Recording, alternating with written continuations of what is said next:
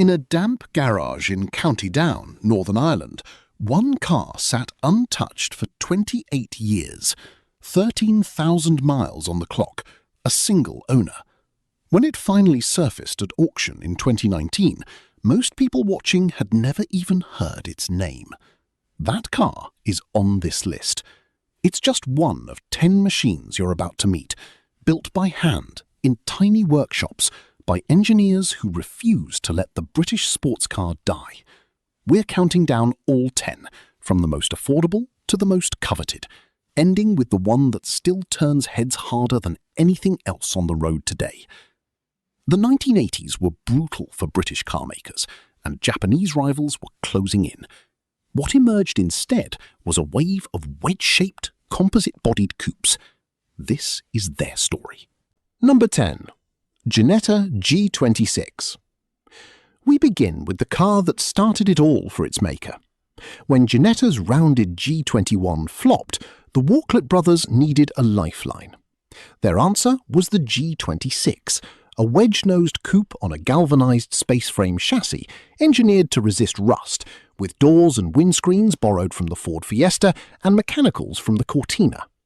It became Ginetta's best-selling model of the decade, with 284 kits sold. But home assembly meant wildly inconsistent quality, and when the bulletproof Mazda MX-5 arrived, buyers stopped taking the risk. Ginetta moved to V8 Roadsters, and the G26 quietly faded. Today, it remains the most accessible entry point on this list. But what happens when a manufacturer pushes that same shared parts philosophy even further into the middle of the car? Number 9. Ginetta G32. At number 9, Ginetta wasn't finished with reinvention.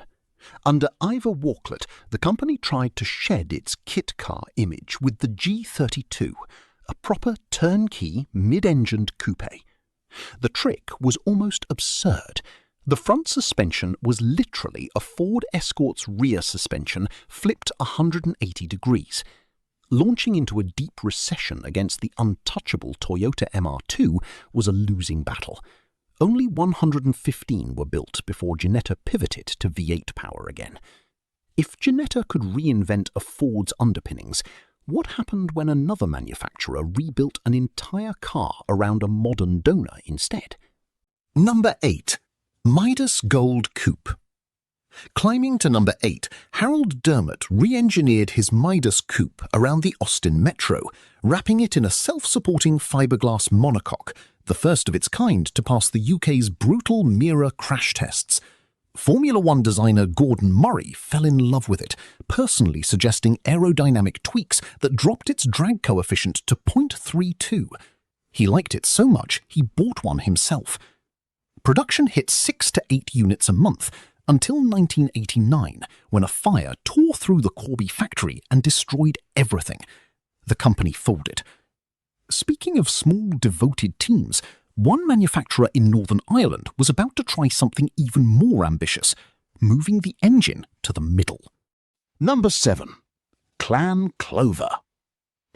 At number 7, Peter McCandless revived the old Clan Crusader in Newtown Arts, and by 1985 he transformed it, relocating the engine midship and dropping in a howling Alfa Romeo Boxer engine. The result? 0 to 60 in around 8 seconds from just 680 kilograms. Alfa Romeo objected to their badge on the nose, cash flow collapsed, and Clan cars folded in 1987 after building barely 20 cars. Fewer than 10 survive today anywhere in the world, which is exactly why this is the car that sat untouched in that garage for 28 years. If rarity alone could define a legend, the Clover would sit higher still. But one car proved that being overlooked and being outstanding aren't the same thing at all.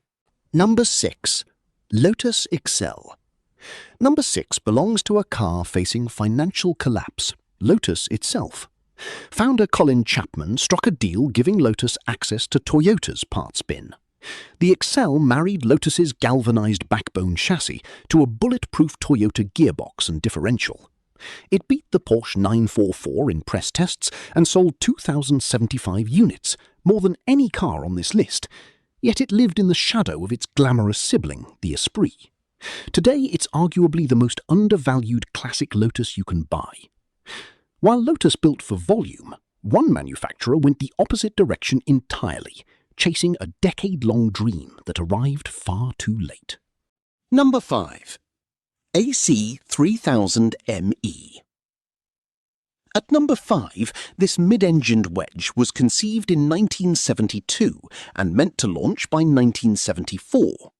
New crash regulations delayed it 5 years, by which point its 138 horsepower Ford V6 and stiff, unassisted steering felt ancient next to the Lotus Esprit. AC built 106 before the historic Thames Ditton factory closed for good. If delay could sink a great design, what happened when a manufacturer built something so visually striking that buyers forgave almost everything else? Number 4. Marcos Mantula Coupe. Climbing into the top 5 is Jem Marsh's low-slung Marcos shape, which got a new heart in 1983, the lightweight Rover V8. At just 900 kilograms, it hit 60 miles per hour in 5.6 seconds. Marcos built 170 coupes, but never escaped its kit car reputation, while TVR outspent it on marketing. Now the countdown turns to a manufacturer that solved the visibility problem in the opposite way, by refusing to be seen at all. Number 3. Bristol Brigand. At number 3, Bristol never advertised, never gave cars to journalists, never released official power figures, though its 5.9-litre turbocharged Chrysler V8 was estimated around 400 horsepower. Sold only from a Kensington showroom, it was aimed at aristocrats who wanted speed without spectacle. Fewer than 40 were built. It became forgotten by design, and today commands some of the highest values on this list. Only 2 cars now stand ahead of it, and both attempted something almost nobody else in Britain dared to try. Number 2. Panther Solo 2. At number 2, powered by a 204 horsepower Sierra Cosworth engine and permanent 4-wheel drive, the Solo 2 used a carbon fibre and aluminum honeycomb structure so strong that a prototype rolled at over 100 miles per hour and both occupants walked away unhurt. But warping composite panels caused years of delays, prices ballooned past £39,000 and buyers cancelled en masse. Only 13 were ever delivered, making it one of the rarest and most collectible cars in this entire countdown. Which brings us, finally, to the car that beat them all.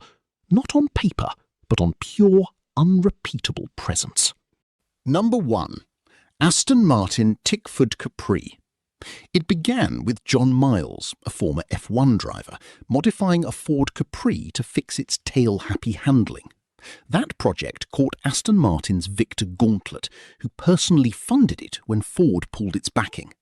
Styled by Simon Saunders, the result was a blocked-off front grille, flared skirts, a massive rear spoiler, and a turbocharged V6 pushing 205 horsepower, wrapped around hand-polished walnut and Connolly leather.